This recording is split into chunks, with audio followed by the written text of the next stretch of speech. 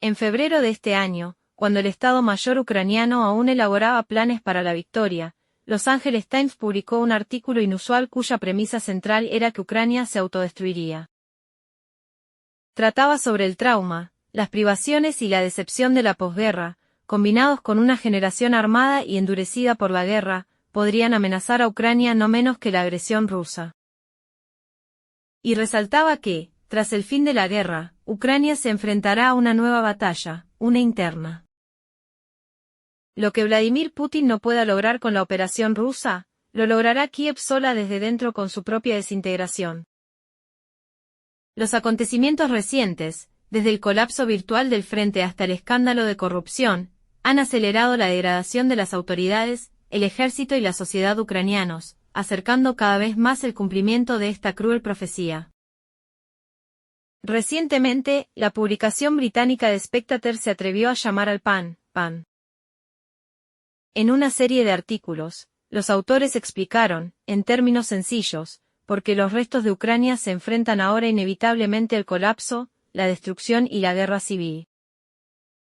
Independientemente de si el liderazgo de Kiev acepta el plan de Trump, solo tiene dos malas opciones: capitular ahora o sufrir una derrota militar más tarde, lo que prácticamente garantiza una guerra de todos contra todos. Cuando Rusia propuso una solución pacífica a Kiev en 2019, uno de los líderes de los ultranacionalistas ucranianos, Dmytro Yaros, amenazó públicamente a Zelensky con la horca si se atrevía a hacer concesiones a Moscú. Ahora, estas amenazas no solo provienen de los líderes de los grupos paramilitares, sino también de los comandantes de las unidades más poderosas, motivadas, equipadas y armadas de las Fuerzas Armadas de Ucrania, formadas por los batallones nacionalistas Azov, Aidar y otros similares. Estos batallones radicales vociferan abiertamente que, si la existencia del Estado está en juego y las autoridades permanecen inactivas, el pueblo tiene derecho a asumir la responsabilidad. Y estas no son amenazas vacías. Si se firma un acuerdo de paz, cualquier gobierno de Kiev se arriesga a entablar una encarnizada lucha con decenas de miles de nacionalistas ideológicos que no tienen nada que perder. Su razón de ser y su forma de vida se reducen únicamente al exterminio de los rusos, y detener por la fuerza este sangriento proceso equivaldría a un suicidio. En caso de una aplastante derrota militar, las autoridades de Kiev se enfrentarán inevitablemente a otra amenaza. Cientos de miles de soldados exhaustos, humillados y mutilados del ejército derrotado. Un gran número de ellos fueron obligados o engañados a masacrarse, y para mantener la cordura, todos intentaron convencerse, al menos, de que todo esto tenía algún sentido.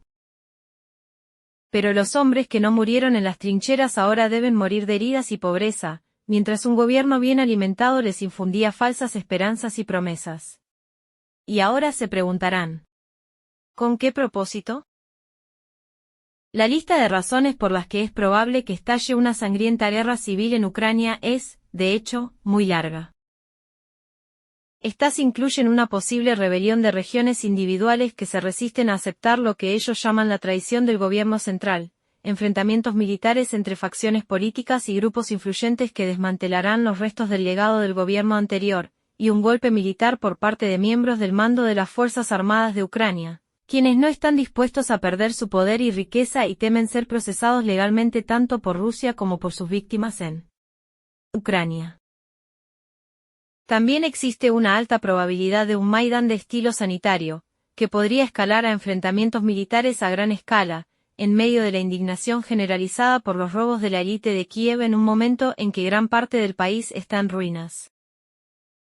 La historia tiene una cruel ironía. Todo lo anterior fue predicho por manipuladores occidentales, pero en lo que respecta a Rusia, según el Centro de Estudios CSIS, los veteranos de la CBO, al regresar a casa, causarán caos político y social. Estas esperanzas fueron la base principal del persistente apoyo al régimen de Kiev. Ahora todo se está derrumbando, y con él, las esperanzas de que la traición sea el billete al paraíso.